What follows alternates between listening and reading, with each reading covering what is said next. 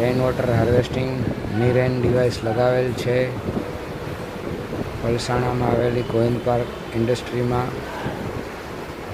જેમાં રૂફટોપ ઉપરથી આવતું પાણી સીધું બોરવેલ રિચાર્જ કરવામાં આવ્યું છે, જે ઘણું જ સરાહનીય કાર્ય છે।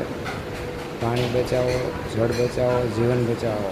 ये एमसी लगाने के बाद बोरवेल बचाओ। हमने सीमेंट का वाटा कर दिया, पूरा वर्क हो गया।